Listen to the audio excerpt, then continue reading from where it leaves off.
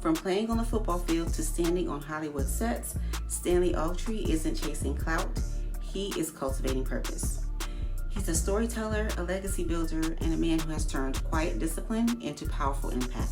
You've seen him in Black Panther and Wakanda Forever. What you haven't seen is the faith, the fire, and the focus behind the scenes. He's here to talk about betting on yourself, creating your own opportunities, and building something that will last far beyond the spotlight. So let's get into it. Okay, awesome. So Stanley, I want to welcome you to the podcast. It's great to have you. Thanks for having me.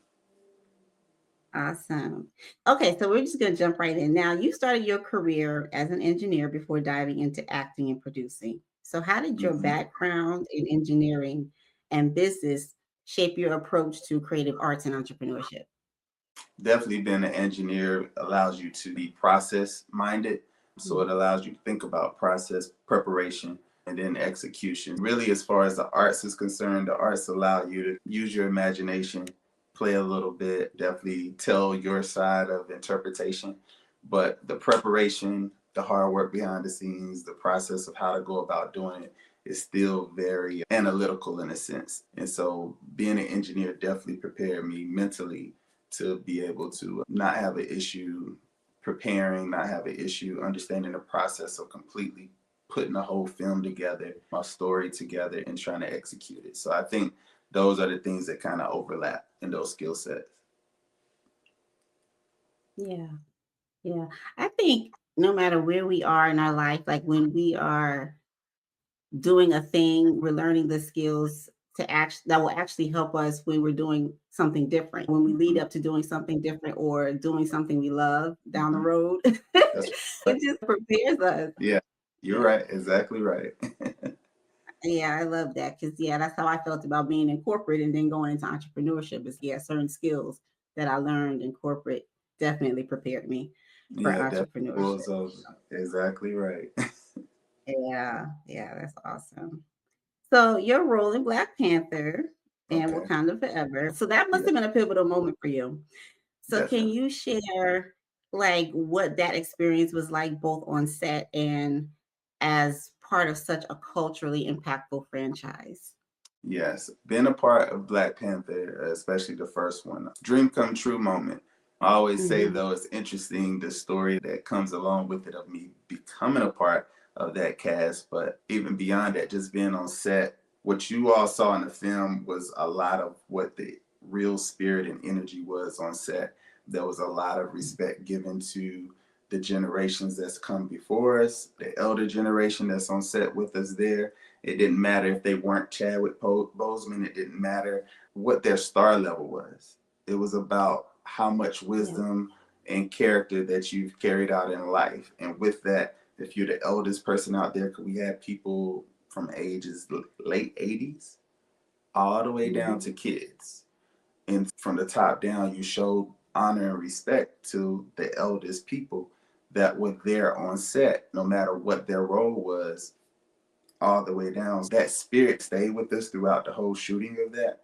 And you felt like something Hmm. special was happening because you don't always see that. Sometimes, who's ever the boss, whoever the producer is, the executive producer, you can tell because the respect level is shown that way. The director is demanding a certain level of respect. The star actors are demanding a certain level of respect. This wasn't that kind of situation. Everyone really gelled. Everyone showed a down to earth personality. Everyone got along very well. And so you knew something was being created that would be special and magical. But I always say I don't think none of us expected $1.4 billion special. We knew it would be successful. We knew it would do well, but we didn't probably Yeah. anticipate that it was be something very hard to duplicate, basically. So it was definitely one experience for the books. And I compare that to Wakanda Forever, the second time we shot it, because it was a mixture that time. It was a mixture of the people that we had on the first movie in new faces and new people with now expectation. Like they seen Black Panther 1, but they weren't a part of that. So the some of the magic I would say wasn't quite the same. because for some people, the authenticity of it all was going to be a different level. You now come in expecting it to be what you saw in the theater or what you saw on your screens back home because you weren't a part of the first experience. But those of us that was part of the first experience, we have a different bond, and at the same time, we're all completely still floored that Chadwick isn't with us. So we don't have to necessarily conjure up sadness for the scenes that we're in, that we're remembering remembering T'Challa. We're seriously, genuinely sad.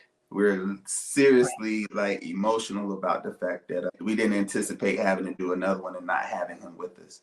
It was two different levels of experiences for myself being a part of both of them, where I can see something we're building up and we're doing, and then we have this huge success.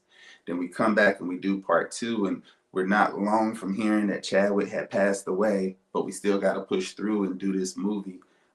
Yeah. You do it in honor of him, but you also know you're missing a very key part of your family, and very different. Yeah. Yeah.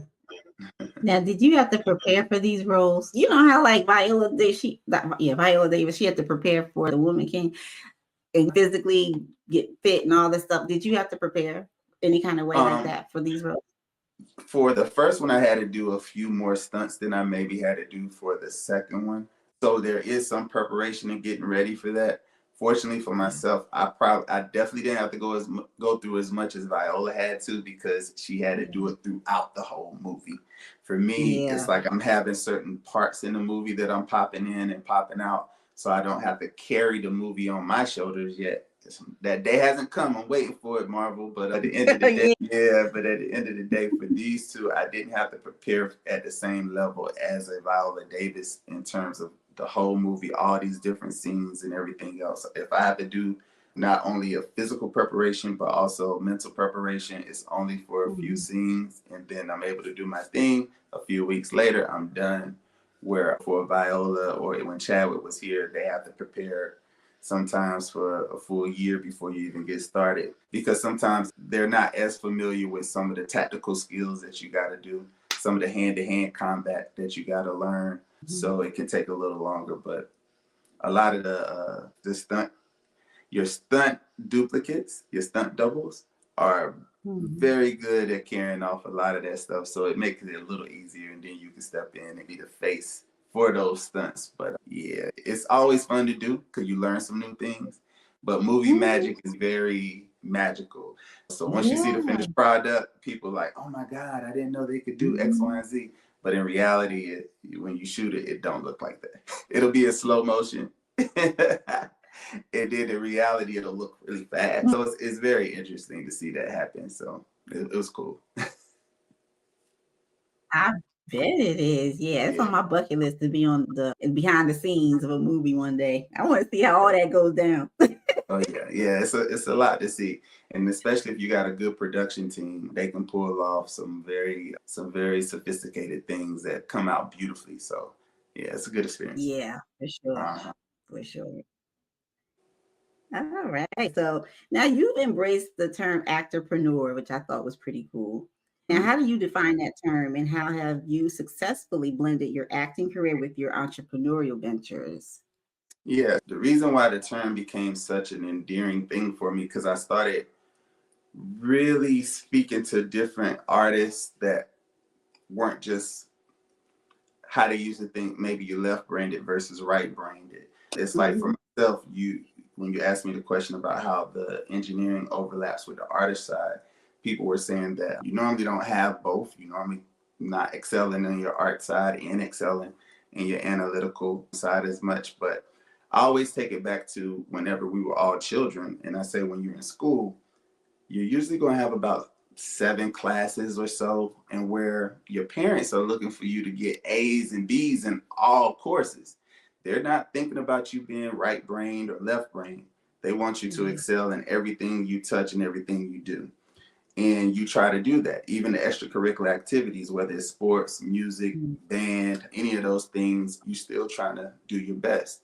And so it's only until you get to college where they're asking you to pick a major, and you pick a major, And usually that particular thing, if you graduate with it, you're coming out of college and they're like, hopefully you get to use that degree and you get to work in that field and you get to make money with that field because there was money spent for you to get that degree. And when doing that, it's tunnel focused and you start not really putting a lot of energy in terms of some of the other philosophies that you learned, the other studies that you learned. If I'm an engineer, I'm not supposed to put a lot of energy in history anymore. I'm not supposed to put a lot of energy in maybe English and literature as much because now I'm a math and science guy. But that didn't mean that I didn't do well in English or history, or that I didn't find it interesting, or that I can't do well in sports or music. So when you're older, you can get paid from a stream, but as we all come to learn, is like the more streams of income you're able to monetize, the better service of life quality that you may have. And then at the same time, it's also more fulfillment in yourself and in your heart. So for me, being able to be one that been able to play a high level of football in life, be able to be an engineer and accomplish that and go in corporate America and do well in that, being able to start businesses and watch them thrive, and now being able to get into the art world and industry and being able to really put some major marks onto my resume. It's been a situation where, like you've asked, how do you do it, or how do you do them all, or how does it all make sense? And to me, it all ties back to not forgetting how to excel in all those different philosophies, not forgetting that if I had an interest in other things, I can still have time in my life to give to that if I manage it right. So that one, I can see what I can do with it. Two, I can see if I'm still interested in it. And three, if I can monetize it and get paid for it, that's just the icing on the cake. We used to have to do it. Now I can be paid to do it. So the actorpreneur is for me to be able to sustain being an actor. I still have businesses that's working in the background. So that helps me in the actor world, not have to take every job that I might be offered or every audition that might come my way. I can be selective and choose something that I can feel true to, because I'm also getting enough from my other business world or my other life so that I don't have to do it. And so that starving actor, that starving artist mentality that we used to come up reading about, hearing about, we want to remove that stench. We want to remove the fact that if you want to wait for your big break, you don't have to wait for your big break in vain. You can definitely still be productive doing some other passions and things that you may have a talent for, and still accomplish being that artist that you want to see yourself be. And so that's where the term actorpreneur came from, and trying to gear people up to know that you do not have to be a starving anything. You can definitely make time to fulfill yourself and take a chance, do it all. Maybe not all at the same time sometimes, but you can try to do it all. There you go. You can. Yeah, you sure can. And so speaking of that, because you wrote a children's book, that's so dope to me. I'm like, look at this. Decisions. So what inspired that project? Yeah. That's partnered with author Tiffany L. Burgess, who's also an actress and writer and public health professional. So she's another one that I let her know. I said, because she hadn't started acting until we kind of met more so and started talking about that. And so now she's been on The Color Purple. She's done other films, and she still has worked for the CDC, and she's also a children's book writer.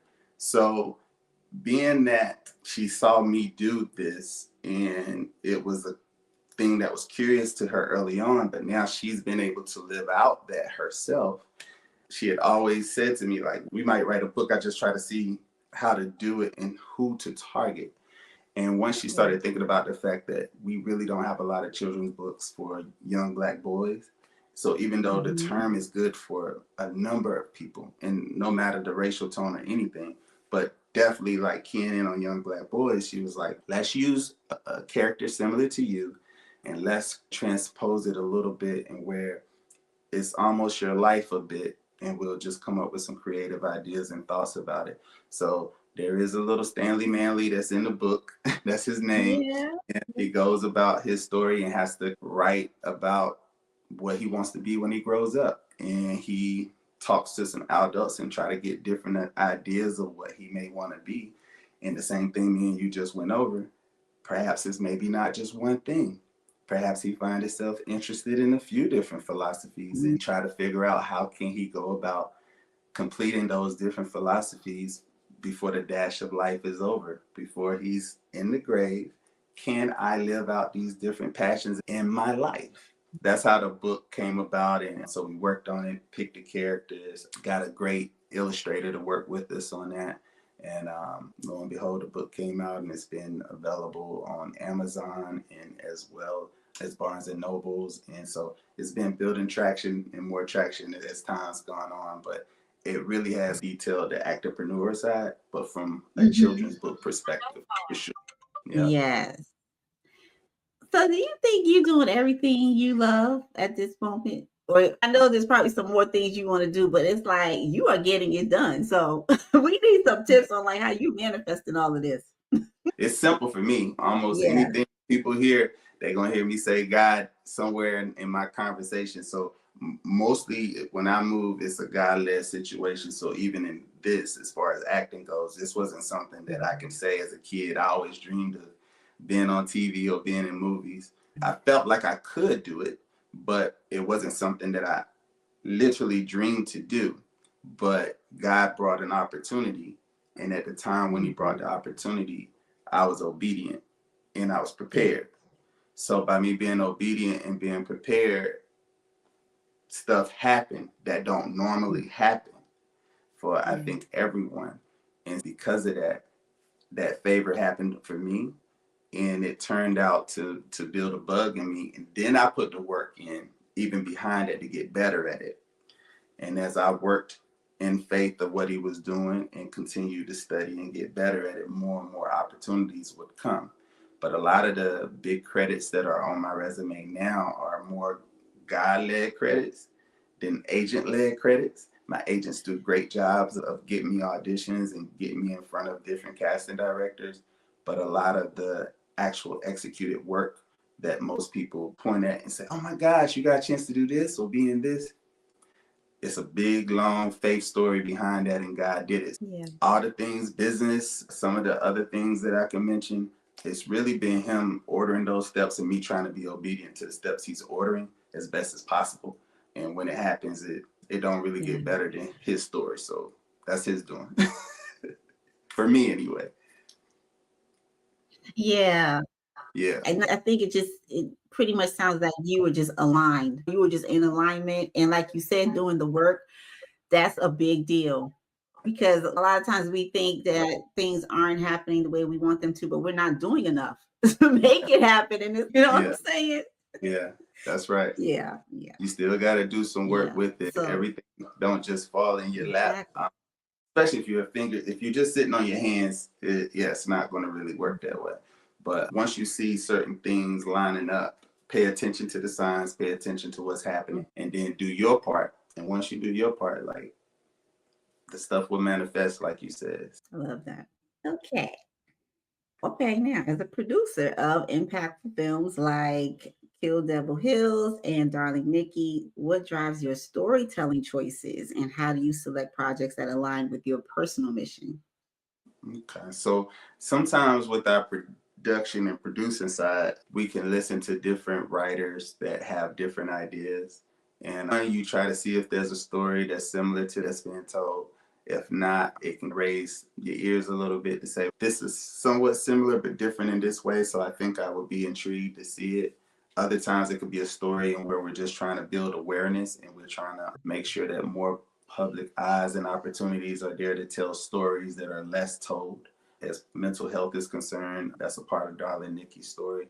And other times part of the evaluation could be if it makes business sense. If it makes business sense because you think that the investment into it is going to be worth the result of money that may come from it. It can be a business decision as well as it's a good moral thing to do as well, but it definitely still needs to make some business sense. So when it comes to producing, I look and evaluate all of those things to determine if it's a story that I want to tie myself to, and people to know like I was a part of actually producing that particular story, as well as I'm not just hopefully burning money by producing a story no one wants to hear, or that I will be Yeah. embarrassed to showcase. Those are usually the evaluation processes that I go through, and then I can move forward on different projects that way if I didn't write it myself. So if someone else wrote it and I'm looking to produce it, those are my evaluation processes. That makes sense. Mhm. That makes a lot of sense. Yeah. So I'll say this, if there are other people, let's say there are other people who want to follow in your footsteps with whether it's acting, producing, entrepreneurship, and balancing those different things. I don't know if there is a balance. I guess you just make it work. But what kind of tips would you give them if they want to take that type of journey? Balance actually is a good word that you use, but the balance comes with the time management as well. And the Yeah. third thing would be what I call sacrifice, because I'm actually having to channel some of that when I'm talking to young people, because I know it can feel like you don't want to sacrifice right now for the future, especially for them, because it can feel like what's happening right now is so uber important, not knowing that you're not missing out on much yet. And trust me, if you just take a little, like you said, a little check and balance there, what you may sacrifice now for the betterment of your long-term future, you can thank your younger self later. And so by doing that, you can better position yourself. And I feel like that's what helped me, because as I mentioned, if I'm working in engineering at the time that I'm doing it, I'm also trying to be smart with my expenses. So I'm able to put money away. I'm able to invest in the right things. So even before I start my own businesses. So once I'm able to start my own businesses, I try to make those things as businesses that can be successful without needing me there every day, without needing me there every hour. So therefore, if I'm on set doing a movie, if I'm on set producing a movie, I don't have to be in multiple places at the same time. Mm-hmm. For me, that's how it worked out for myself to do a lot of the different things that I'm doing, is because I'm able to have things working in the background without me having to necessarily be there and be available for it each and every Yeah. moment. And the thing that I will have to be there for, which is maybe me being in front of the camera for film, I can give my attention fully to it, knowing that I got processes put in place for the stuff that's working in the background that will still pay for bills, still pay for future, and Mm-hmm. still secure finances for the future. So for people that would like to do this, one of the biggest things that will hold them back is time and money. Yes. Time and money. And it takes a certain level of discipline. It also takes a certain level of being able to make the right choices to properly finance yourself to where when you're ready to step out on faith in certain things, that you can handle your business at home, your bills, all those good things, your family, in the manner for you to go after your passions that may not start off paying you a lot at first sometimes. You don't just take your first job and you get $1 million. It's not how that works. You have to still work your way up sometimes. And at the end of the day, you'll still be grateful you did it. You just want to try at your passions. You really want to give it an effort. But if you tie it up by your time, by your money, to a place in where you can't free yourself, then it's going to be Mm-hmm. hard for you to, yeah, it's going to be hard for you to balance all of those things. You have to be able to make some choices so that you can free your time and free your money. And once you can do that, you can go after some things. But it takes sacrifice. It does take sacrifice. And it also takes you recognizing when you need self-care as when you're going along with these different things, because you could get so bogged down and stuff that you're just not taking care of yourself. Yeah. You know Yeah. what I'm saying? You're right. Yeah. And so that comes with the freedom. I think freeing your mind and just, how would I say it? Regeneration, recharging, that type Yeah. of thing, resetting. Yeah. Yeah. It's Because fun. you Yeah. can get overwhelmed and burnt out from all the things. Yeah. And Yeah. it's funny I think you processes was something good that you mentioned too, so that you have those in place. that's right. And it's funny that you said Go that ahead, I'm about, listening. oh, it's funny that you said something about recharging, because I really feel like COVID was an opportunity to recharge or to reset. And at the time, it felt like some people was understanding that and really going to get on the ball with that. But as the world became more and more normal and back to how it used to be, actually, even more people just started going right back to their old habits. But it was like during the pandemic when people was shut in, they was at home, government was sending money to you, so you didn't necessarily have to pay your rent, pay your mortgage. You can go to the grocery store and get what you want, get back home, go outside and exercise if you want to, but come back home.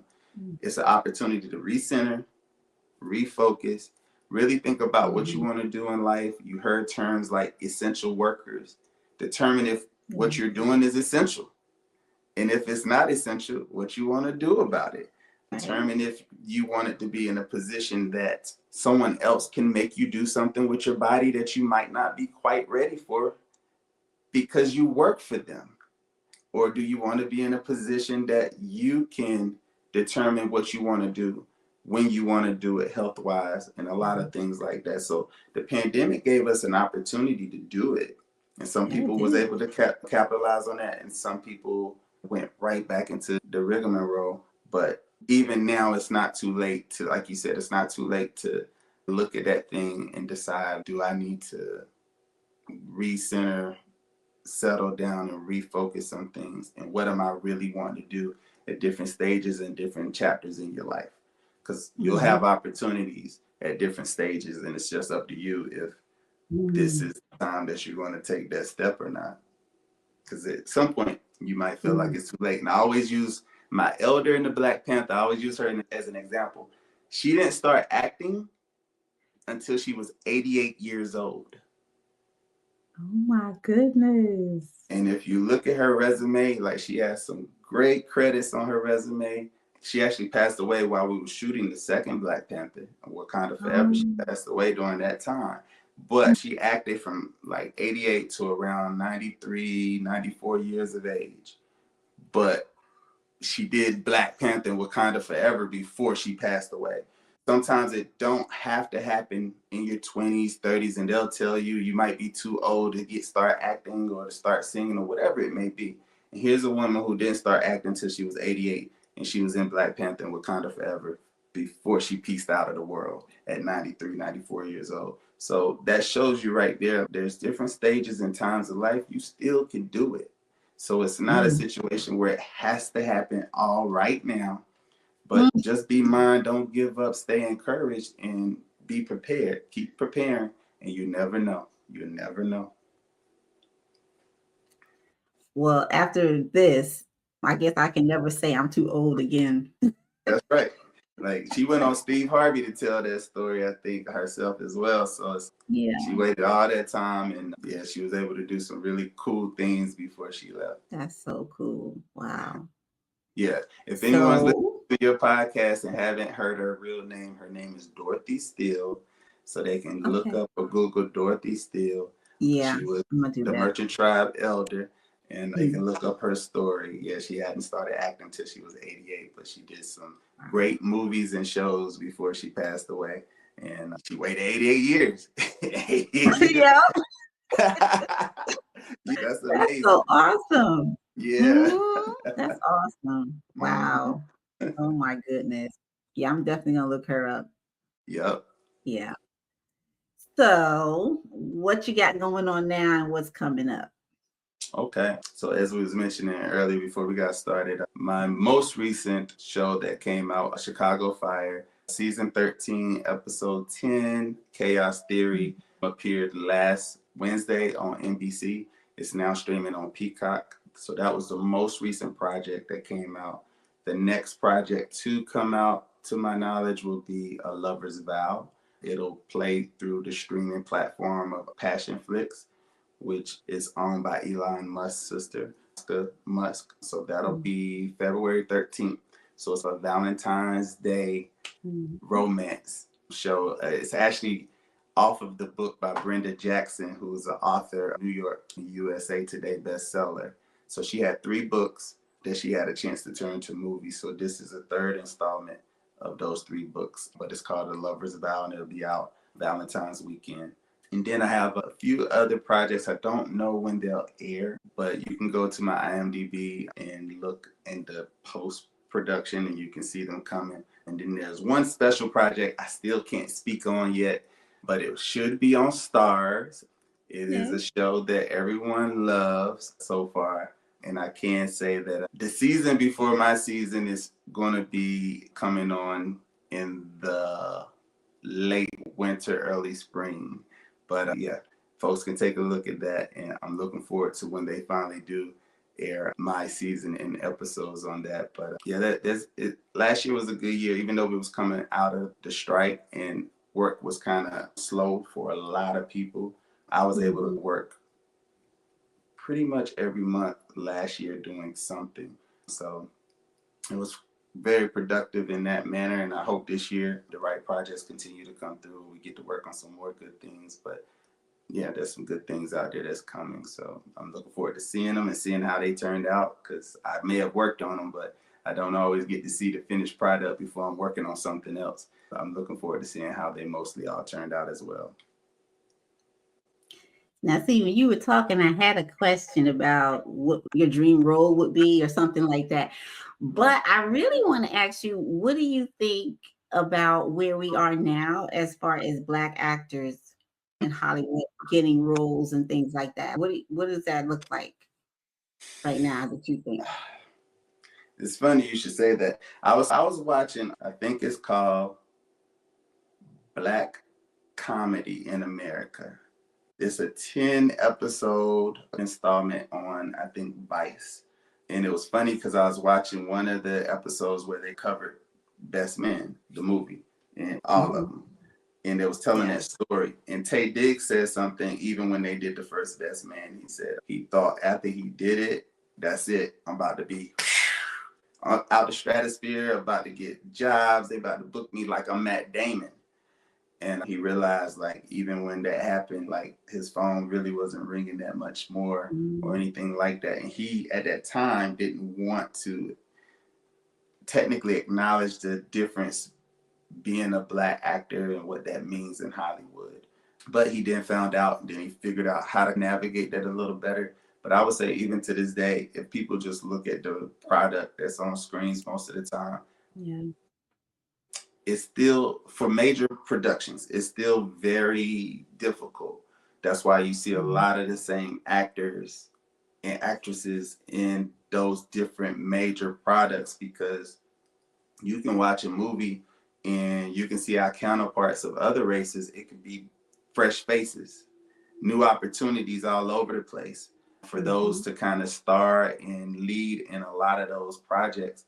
But the one or two or three Black people that you see will be the same Black faces that you're used to seeing taking up those spots, which makes it hard for up and coming Black talent to get those opportunities, because the offer is still going to the mainstays and the main faces that represent, quote unquote, the Black people in those fields. The only caveat to that now is that there's more people willing to try to do not a full Tyler Perry reproduction of how to go about making films, but they're more courageous and, hey, I'm gonna make my own stuff, which is good. It's good and it's bad. It's good because that's what you gotta do in a sense. Is, hey, don't wait no more. If you got something that you need to get off your chest, you need to write about, you need to get done, figure out the way to do it. If you don't really have the budget, I wouldn't say just do it on a shoestring budget, but at the same time, if you don't have it and you don't know how to get it, I see them doing whatever they can just to try to shoot something. And each time you're going to get more experience and hopefully you'll get better and better. But you've noticed that a lot of our viewers, sometimes they don't take a lot of big production money and quality to see it. Sometimes they want to see the train wreck. Sometimes they want to talk about when they used to say, look at those Tubi movies. Oh my God, can you believe this happened in this Tubi movie? But while they were saying that, they was inadvertently marketing for Tubi. And so therefore people would come on over to see, quote unquote, this mess that's on Tubi of this movie. But then you're sending viewers over there, and Tubi is more than halfway to almost $1 billion in like value. And people don't know that I think it's Fox owns Tubi. So at the end of the day, you can laugh about it while they laughing to the bank. So you're seeing, Yeah. yeah, so you're seeing us Yeah. try to do our own movies and put ourselves in it, but people not always putting a lot of work behind, like I talked about, getting better with your acting, getting better with your production, getting better with your directing. And we all know that lighting, sound, and the finished product of editing is just super important to your production. And if you can do that, yeah, you can turn things into something great. So I say all that to say we still see major challenges and opportunities in major Hollywood in terms of opening up more opportunities for people of color to lead a lot more films, while at the same time we also are seeing a lot of people say, fine, I'm gonna just shoot my own stuff the best way I can and I'm gonna put it out there. And even if it's not getting a lot of people watching today, it'll be out there for me to enjoy and see. And if I keep getting better at it and doing it, who knows, one day I might be able to do something great with it. We are seeing that happen too, where some people are having a lot of success as well, and they're making money with it. And it's not a whole lot of quality per se, but some people like it because they don't have to pay attention to it. It's like a nighttime soap opera. And they're able they're able just to, it's like mindless TV. They can just put it on and be like, did you see that? That kind of stumped me. I ain't see that story going that way. Or all the twists and turns, just the entertainment of laughing at something or being surprised by something and not have to take it seriously. People are making different avenues to subsidize for not having opportunity in Hollywood. And unfortunately, I can't say that Hollywood's going to do something different. I think Hollywood's going to do what they've been doing or worse. But at the same time, you can make your own opportunities. So people are doing that too. That's good. I say go for it because I'm like, listen, I don't wait around. I have to go and get it. I just can't sit and wait for something to just come. You know what I mean? Like it's just I don't blame you. Yeah, if it's on you, get it off. You go do it. But you can. Yeah, just do it the best way you can. This is so good. You gave us some really good nuggets. I appreciate this conversation. No problem. Now, I don't want to leave your other question. Now, I know you was like, what would be one of my dream roles? But I always think of my roles I think I would want to see myself in is where I get to play someone with at least layered personalities a bit, and where in some parts I get to be very laid back and maybe smooth talking, smooth whatever. But then in other ways, I can also be aggressive, maybe crazy, maybe hilarious, some other guy, but he has layered personalities a bit. In the show Average Joe, if people go watch Average Joe on Netflix or BET Plus or BET at this point, in episodes 9 and 10, they get to see me play Bobby Taylor. Now, Bobby kind of, without telling people the story, like Bobby gets to play a little bit of a different personality of what he appears to be.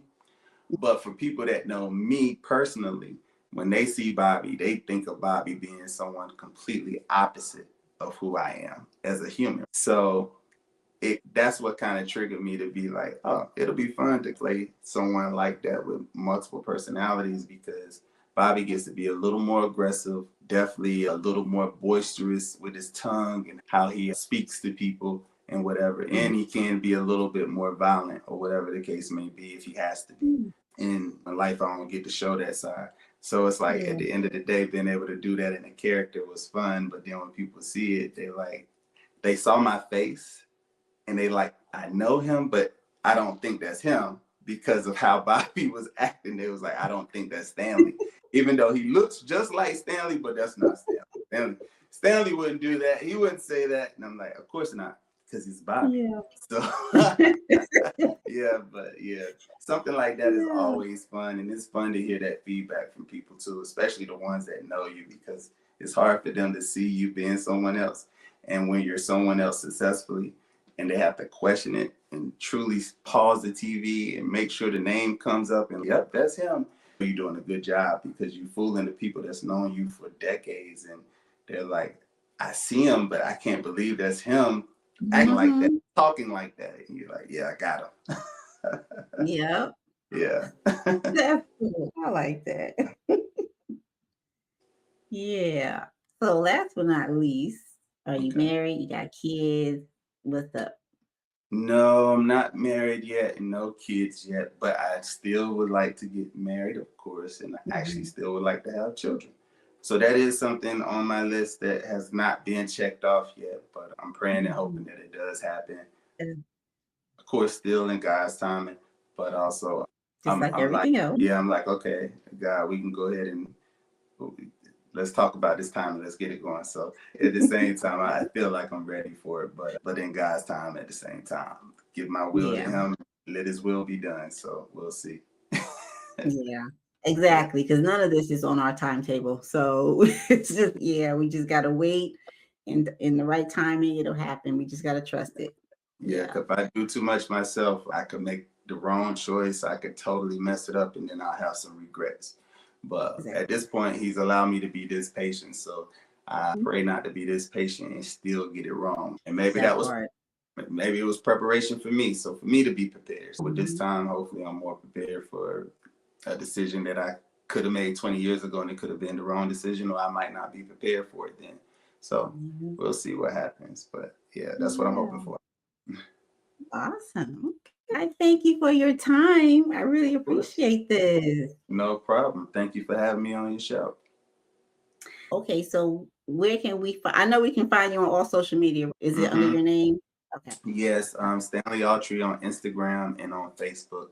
I don't do a lot on X, but if you follow Mhm. on X, it'll be at Aughtry Stanley. It'll be in reverse if you're on Okay. X. But yeah, you can find me on all social media. And like I said, my IMDb is my first and last name as well. Mhm. Nothing funky, just straight Stanley Aughtry.